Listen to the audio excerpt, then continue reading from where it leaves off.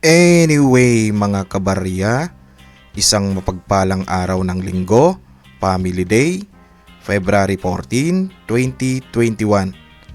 Sana wala nang nakalimot magbigay pugay at magpasalamat sa ating amang nasa langit. At sana hindi lang araw ng linggo kundi sa araw-araw na ginawa ng Diyos, sana araw-araw din tayong nagpapasalamat. Yan naman. Sa video na ito, tatalakayin natin ang part 1 ng ating bank review sa pamamagitan ng chart analysis ng ating Stock Market Philippines. Kasama dito si BDO, si China Bank at si BPI. Okay? Alright. Bago natin makalimutan, nais ko pala kayong batiin ng isang maligayang araw ng mga puso sa ating mga kabarya, sa mga may pamilya, sa mga magkasintahan, sa mga sinagot ng jowa ngayon. Congratulations po. Sa mga wala pang jowa, pwede nang maghanap para next year may kasama na kayo sa Valentine's Day. Sa ating mga masugid na OFW, mabuhay po kayong lahat. Magkalayuman o magkalapit, ang importante, nagmamahalan at pwede namang gawing Valentine's araw-araw. Yan po ay isang pagbati mula sa inyong lingkod na Kabarya Avenue. Happy Valentine's Day, Happy Hearts Day, at maligayang araw ng mga puso. At mabuhay po kayong lahat. Saka dito pala guys sa ating Kabarya Avenue PH YouTube channel, sinishare natin yung ating experience at dinodocument yung ating pag-aaral sa mga nakita nating potential digital assets in investment na pwede tayong kumita gaya ng stock market, cryptocurrencies, Bitcoin and Ethereum at iba pang pangmasang investment. Kaya guys, kung trip at korsonada mo ng ganitong mga content, pwede mo ring pindutin yung red subscribe button dyan sa baba para ma-update ka pa ng ating mga latest na ina-upload na video tungkol sa ating pag-aaral ng mga digital investment naman. Alright, sa kabago pala tayo mag-umpisa guys, huwag nyo palang kalimutang basahin yung ating disclaimer naman dyan sa baba ng ating video. Ito palang mga bank sa stock market ay tinatawag na blue chips. Maganda ito para sa mga ating mga newbies na magti-trade o mag-aaral dito sa Stock Market Philippines, na dito muna kayo mag-umpisa na bumili at magbenta, no? O kaya yung buy and sell ng mga stock natin, kasi itong mga blue chips natin hindi ito masyadong volatile, kumbaga magandang pag-aralan, no? At kapag natuto kayo dito, saka kayo tumingin ng mga stock na kursonada ninyo. At saka maganda rin itong mga banks na to kasi may potential ito na bumalik pag umokay na yung ating ekonomiya. Saka yun yung pag-aaralan natin dito sa bidyong ito, sa chart naman nila. Maganda rin ito para sa mga may extra na pera gaya ng mga position trader o kaya ng mga long-term investor, kasi itong mga stock na to is malaki yung potential talaga na makakabalik, kasi nandito ito ngayon tinatawag na heart of economy, kasi nga dito pumapasok at lumalabas yung pera. Kumbaga yung cash flow, dito lahat umiikot sa mga bangko natin.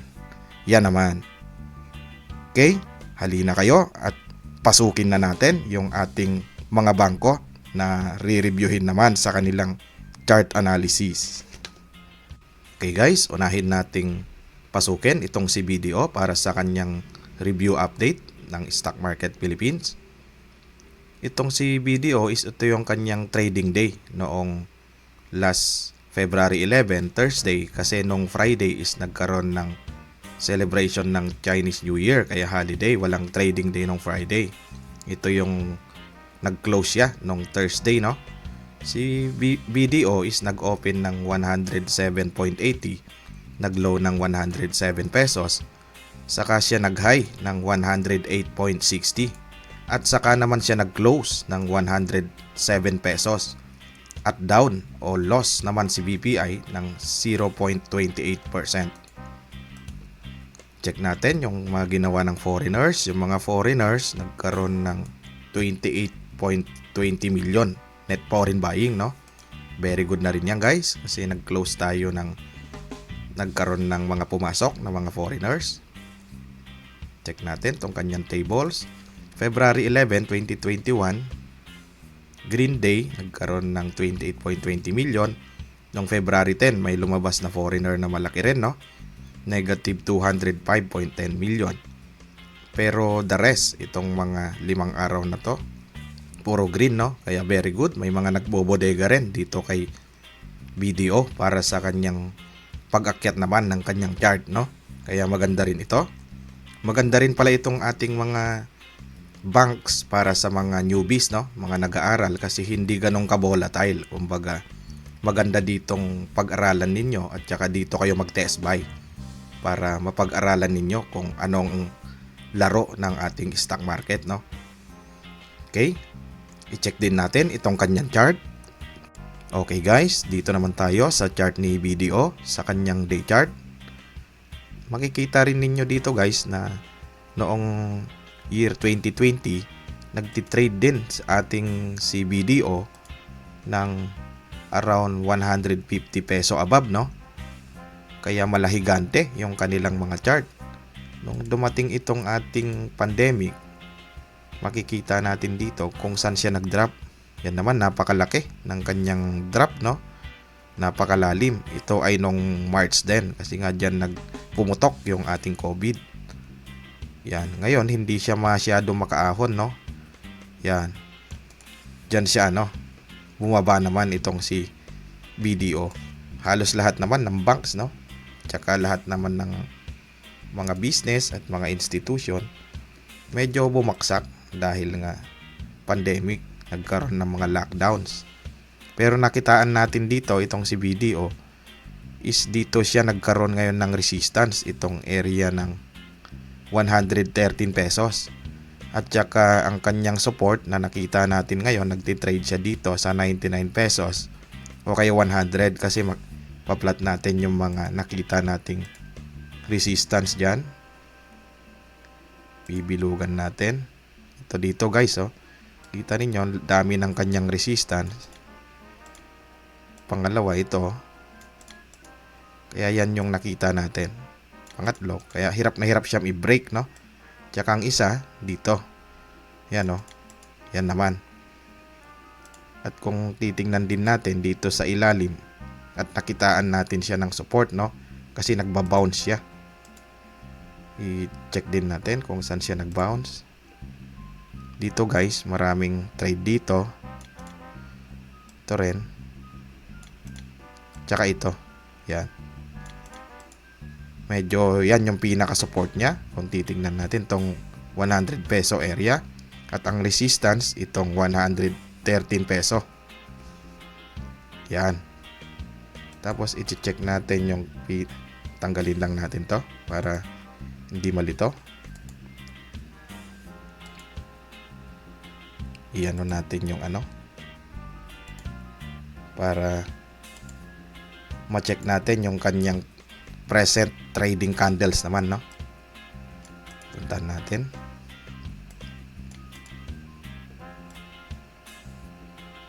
Base yan na ngayon yung kanyang present trading candles.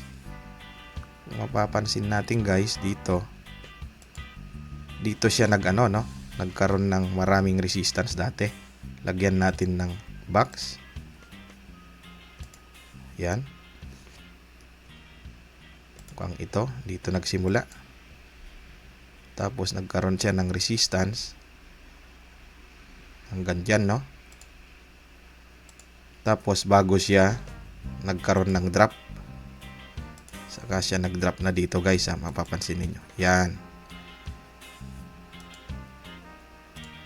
Tapos saka rin siya umangat, no?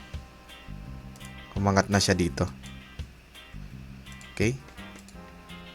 Kaya kung sakali kukunin natin to, no, i-clone natin para ilagay natin ngayon kasi nagko-consolidate siya sa kabila.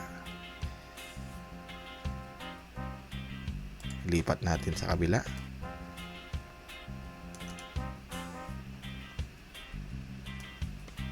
Yan na guys, yan.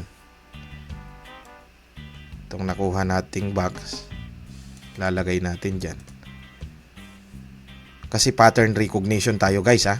Yan naman yung pattern recognition na nakita natin kasi nga under consolidation to. Ito na yung box.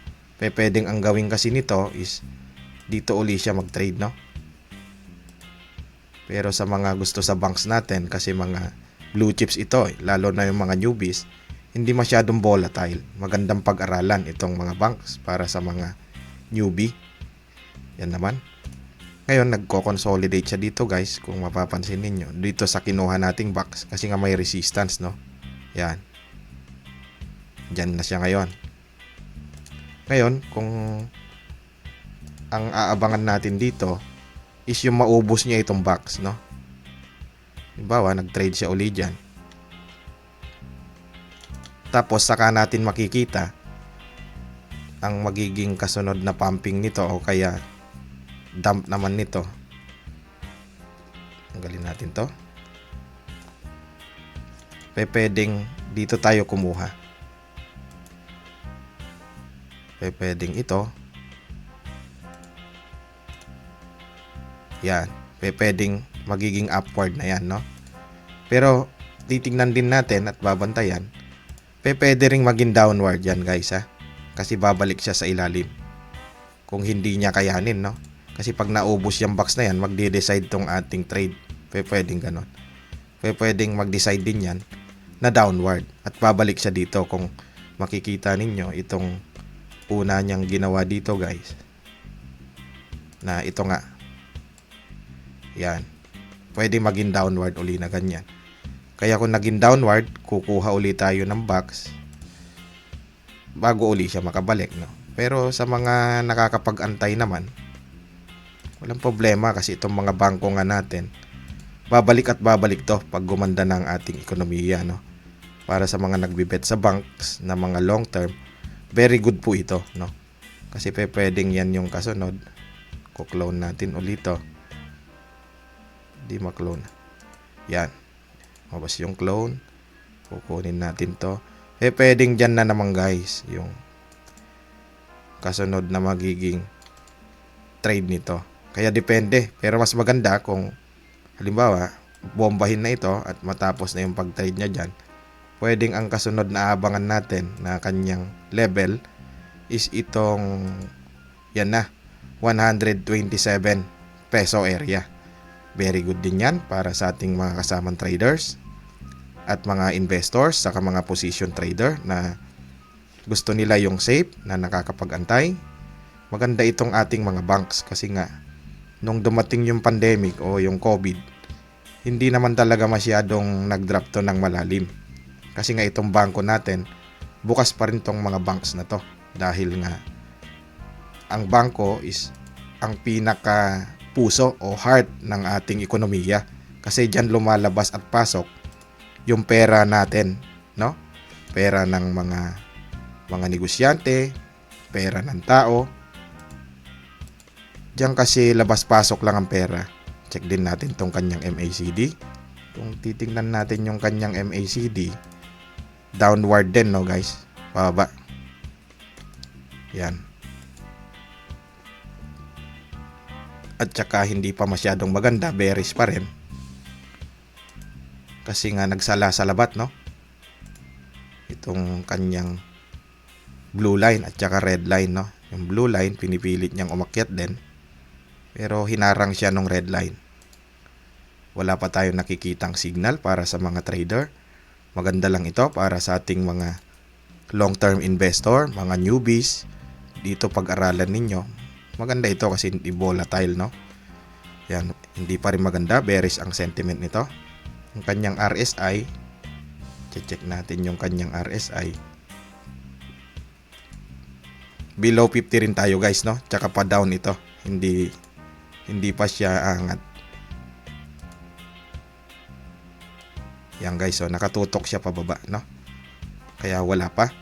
Maganda lang ito sa mga gustong magbet sa bank, yung mga long term investors nga natin.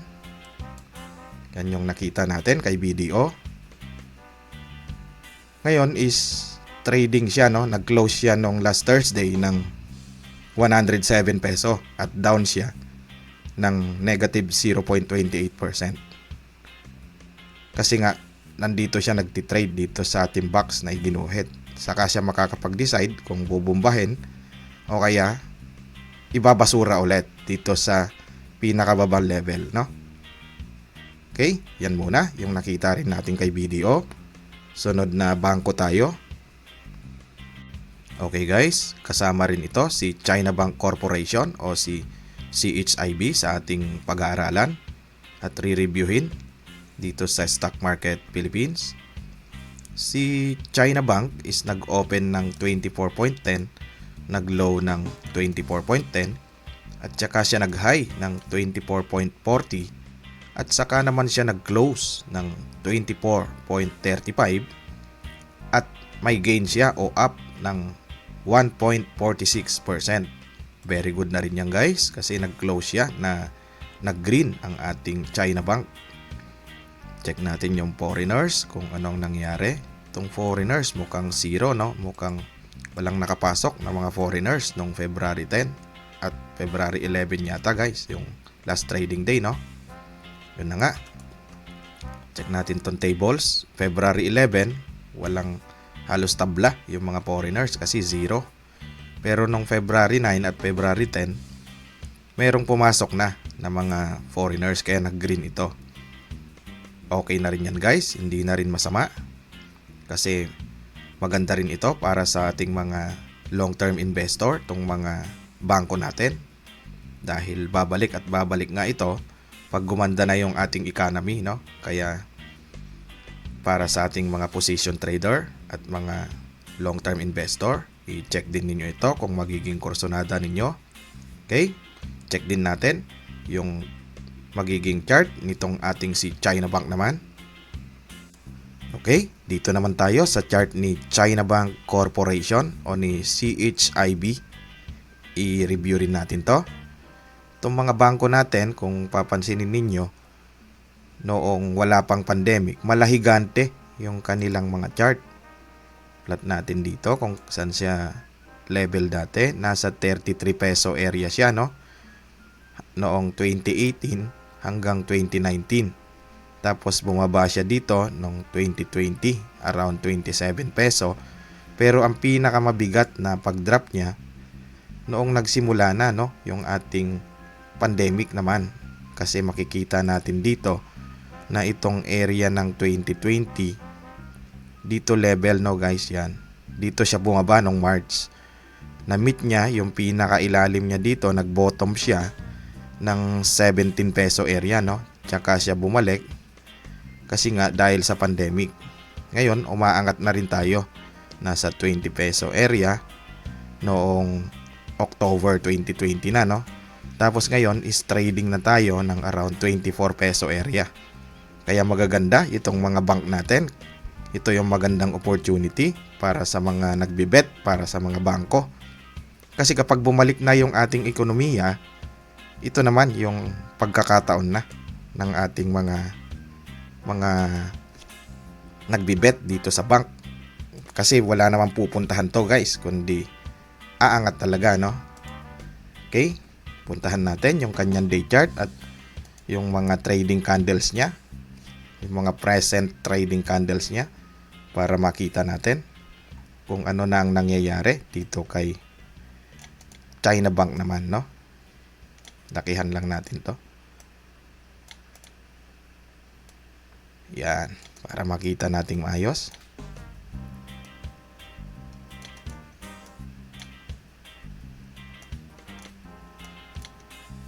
I-ayos lang natin saglit guys, para ma-review natin siya kung ano na ang nagiging kondisyon ng ating China Bank para sa mga gustong magbet dito sa ating mga banks. Kung titingnan ninyo, may naiplat ako ditong flag formation na guys, no? Kung saan siya nag-trade, no? Itong ating si China Bank kasi nanggaling siya sa ilalim. Ngayon, umangat na siya. Yan. Kumbaga galing siya dito sa pinaka 20 peso area o 21 peso area natin noong October 2020, no? Tapos bigla siyang pinump na dito. Tapos nakapag-project tayo ng flag formation kung saan siya nagtitrade ngayon. Itong ating si China Bank naman. I-plot natin yung kung paano siya nag-trade.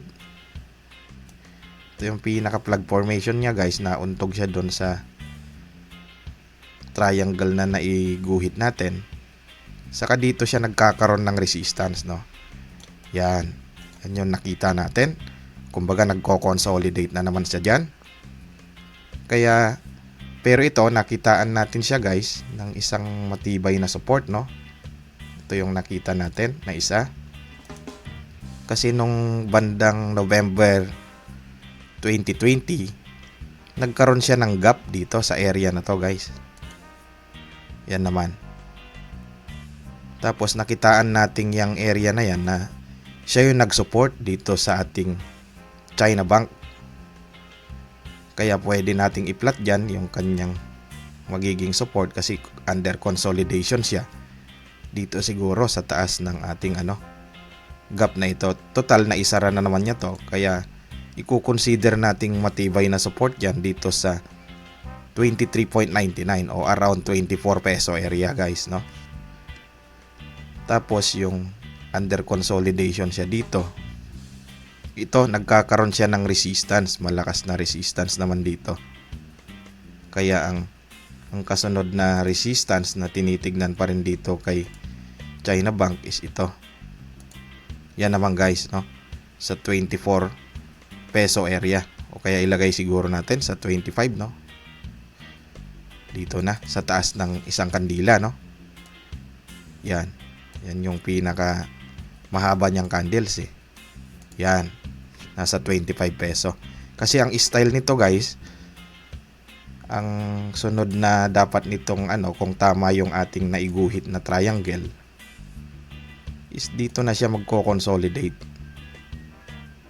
Dito naman guys, uubusin niya tong triangle na yan. Yan. Bago natin siya makitaan na kung ilan yung papampingin uli nito guys, no? Kung saan siya iaangat ulit o iakyat. Kasi dito tayo kukuha naman ng isang level ulit. Pwedeng ito dito. Pwedeng yan yung kasunod niyan guys, ha. Yung kukunin natin itong arrow. Papatong natin dyan. Pwedeng upward yan. Pwede rin downward, no? Kaya aabangan natin kung ano talaga. Kung downward naman, siyempre kukuha tayo ng arrow na magiging downward, no? Yan naman. Tapos pa-plot din natin dito. Yan. Baka bumalik siya dito sa area na to. Pero kung iaangat ito, babasagin niya ito guys, ha. Ito na yung kanyang babasagin. Yan na, after maubos niya ito, itong 26 peso area o papuntang 27 na to. Okay? Check din natin itong kanyang MACD.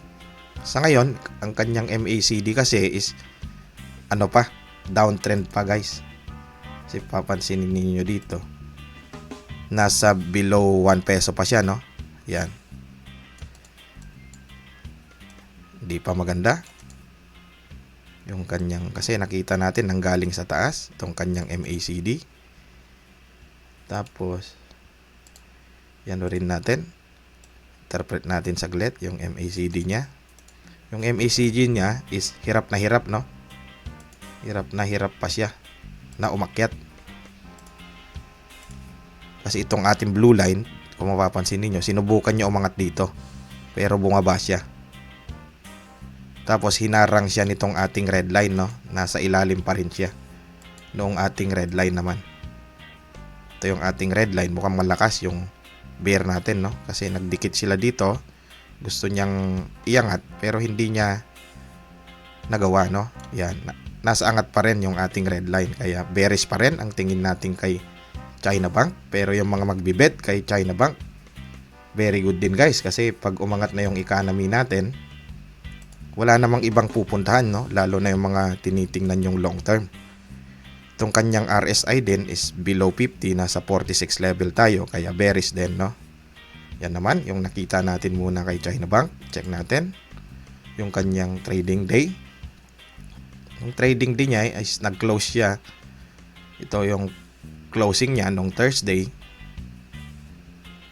24, no? 24.35 at may gain siyang 1.46%.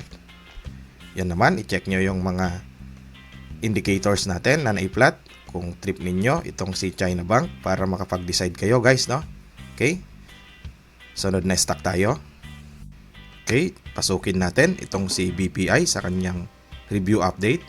Ito naman yung kanyang huling trading day noong February 10, no? February 10, Thursday, last week. Si BPI is nag-open ng 85, nag-low ng 85, saka siya nag-high ng 86.95 at saka naman siya nag-close ng 86.25 at may gain siya o up siya ng 1.47%. Check natin yung mga foreigners. Ting mga foreigner nagkaroon ng net foreign buying na 63.12 million. Check natin yung kanyang table. Ito yung table ni BPI February 11, 2021. Pumasok na foreigner is 63.12 noong February 10, 57.39 million noong February 9, nagkaroon din ng 161.99 million, February 8, 67.06 million, at noong February 5, nagkaroon ng 2.55 million na net foreign buying. Kung check ninyo to guys, marami na itong kanyang green day, no? 5 araw na sunod-sunod, kaya very good ito para iakyat na yung presyo ni BPI. Nakita naman natin kanina na medyo magiging optimistic yung ating mga trader nga dun sa PSEI natin. Mamaya makikita natin yung kanyang chart. Yan naman yung sa datas and mga status ng mga foreigners kay BPI, gumaganda na. Puntahan natin yung kanyang chart. Okay guys, dito na tayo kay BPI sa kanyang day chart din. Subukan din natin siyang reviewin. Itong si BPI is makikita natin dito guys, noong 2020 nagtitrade si BPI ng around, kuha tayo ng kulay. Dito guys, no? Halos yan yung pinakamataas niya, nasa 99 peso. Dito siya nag-trade si BPI noong bago yung ating COVID naman guys, no? Dito na siya umakyat, yan. Pinakamataas niya halos 100 peso. Tapos nung magka-pandemic, around March, subukan din nating i-trace nung bumaba siya. Dito siya guys, no? Tapos nung March, kasi yun yung kasagsagan ng pandemic, nag-drop siya ng hanggang 50 peso area. Tsaka siya bumalik at umakyat ulit, sinusubukan niyang umakyat. Pero may mga resistance nga kasi hindi pa natatapos yung ating pandemic. Hanggang siya umabot siya dito, no? Ngayong nung November is nakaakyat na siya dito sa kanyang level ng pre-pandemic level na tinatawag naman. Kasi ito yung bago siya nag-drop, itong area na ito, kuha tayo ng guhitan natin. Itong area na to guys, ito yung area ng pre-pandemic level. Ngayon, nagtitrade na siya sa kanyang pre-pandemic level, no? Kaya maganda rin yan. Ang maganda nito is parang natapos na itong area na ito, itong pinaka ilalim na drop niya. Sa kasi BPI mukhang medyo mas angat doon sa ating ibang bangko kasi nasa level siya ng pre-pandemic na ngayon. Nakabalik siya kumbaga. I-trace din natin tong kanyang mga present trading candles kung saan tayo kukuha. Burahin lang muna natin to. Dito siya nagtitrade na guys kaya pwede tayong kumuha siguro dito ng box. Subukan natin dito sa area na to. Dito siya nagtrade ng may resistance kung gaano kahaba bago siya nagdrop, no? Halos yan, no? Tapos sa ngayon medyo sinubukan niya na uli dito. Pwede siguro nating i-clone to. Tapos kunin natin. Lipat natin dito kung kailan na siya nakaangat. Yan naman guys yung tinitingnan natin kay BPI sa ngayon. Okay? Bukan nating liwanagin. Yan. Di bali yan na yung area kasi nag-bounce siya doon. Iano natin. Kulayan natin para makita. Di bali yan na guys, no? Nag-trade siya dito, pak. Tapos bumaba. Dito siya sa box na ito, no? Yan naman. Pero ang pinakaano niya is parang may resistance dito sa banda na to.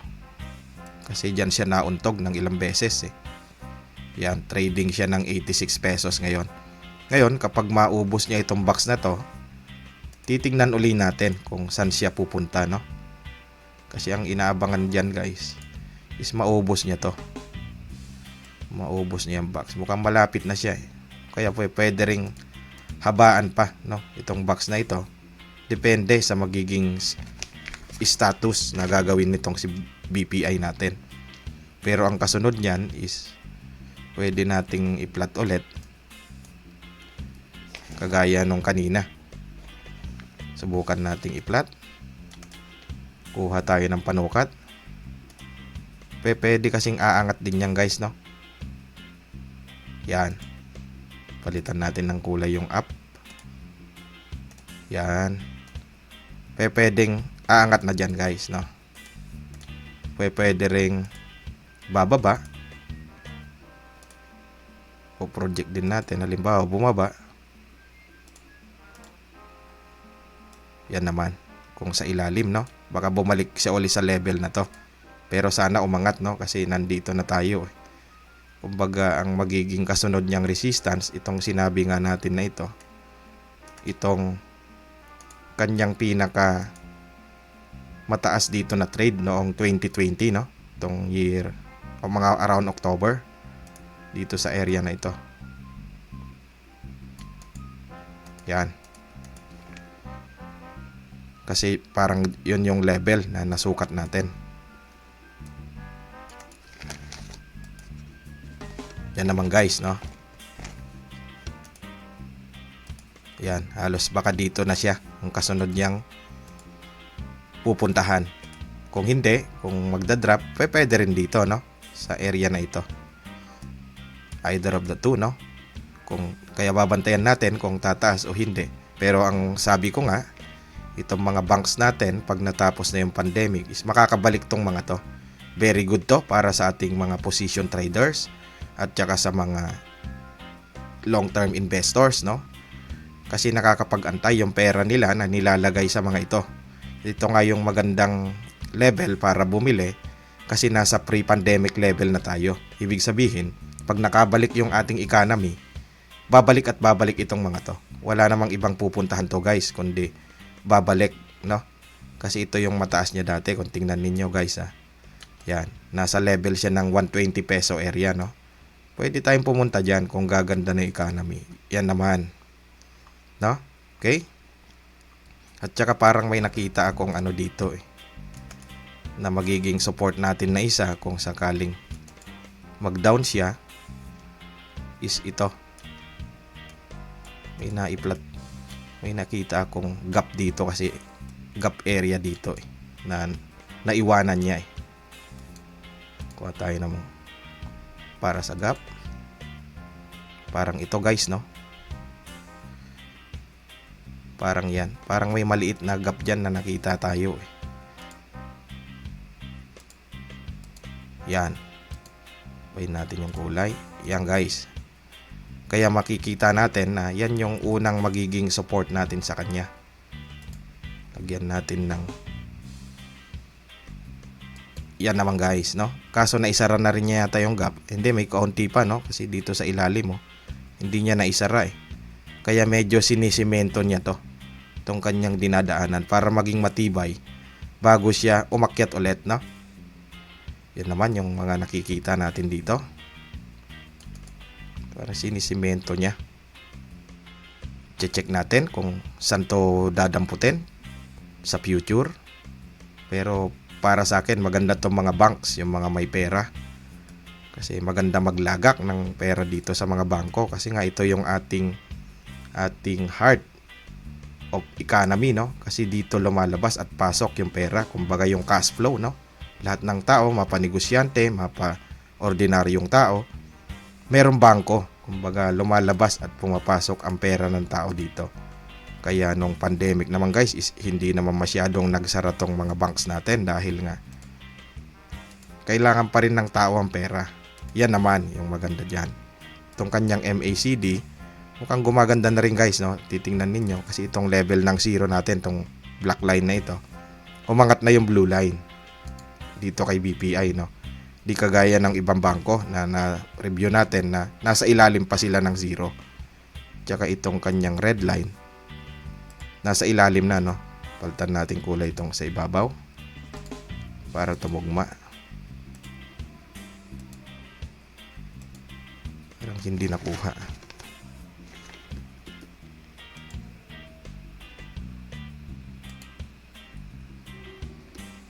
Saglit lang guys. Itama natin.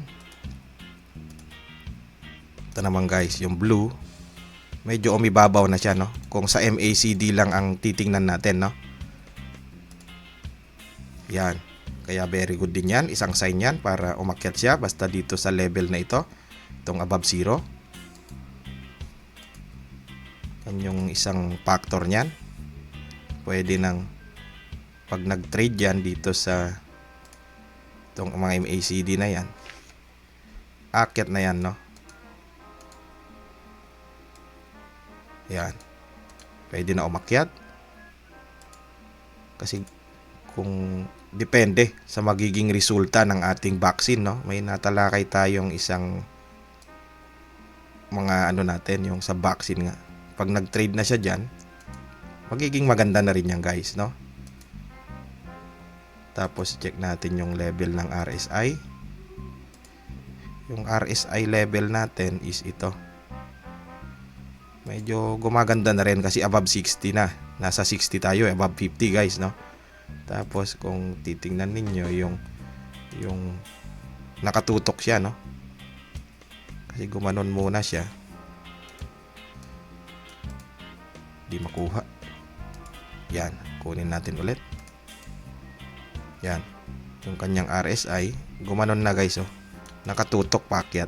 Kaya maganda rin yan. Okay? Yan ang nakita natin. Ito yung support. Itong nasa 79. Itong gap area. Palitan natin ng kulay na pula. Yan naman guys, no? Ba, hindi nakuha. Palitan natin. Yan. Kuha tayo ng kulay.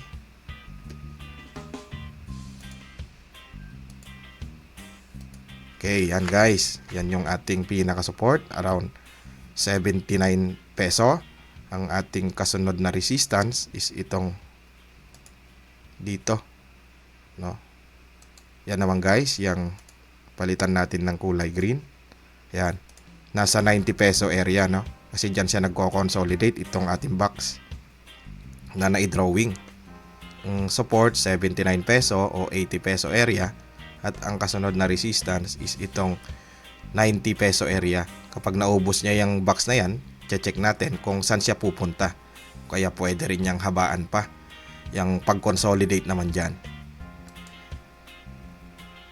Last trading day nung Thursday, nag-close si BPI ng 86.25 pesos at may gain din siyang 1.47%. Okay? Yan naman yung para sa ating mga BPI Natics at saka sa mga BPI holders, lalo na yung mga position trader at saka yung mga long-term investor natin. Very good po yan. Nagsisimula ng gumanda ang indicators. Yan naman guys.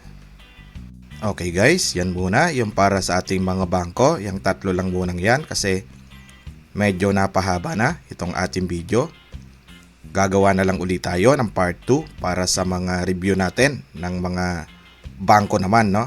Yung mga natira pang hindi nating na-review. Re-reviewin din natin yan. Ilalagay na lang natin sa ibang video at magiging part 2 na lang ng review natin ng mga banks. Yan naman guys.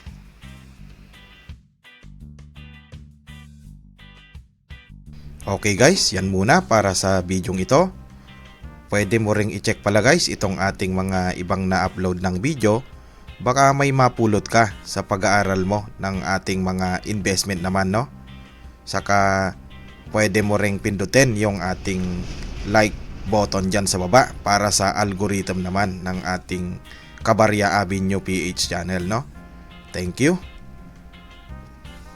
Alright, para po sa lahat, Happy Valentine's Day, Happy Hearts Day, maligayang araw ng mga puso, at mabuhay po kayong lahat. And God bless po. Hanggang sa muli.